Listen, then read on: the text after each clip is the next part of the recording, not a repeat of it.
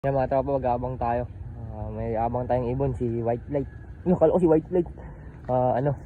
Dito lang dadaan dyan. Bitawan sila ng 6:15 sa Taytay Rizal. Naka-send sticker nga lang yun mga tropa.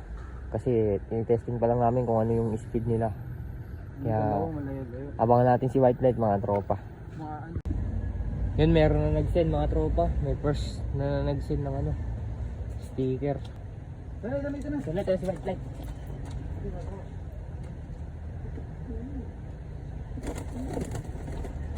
pa yan muna? Ilan pa? Ganyan talaga.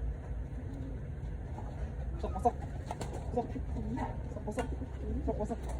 Lagas ba yung ibo?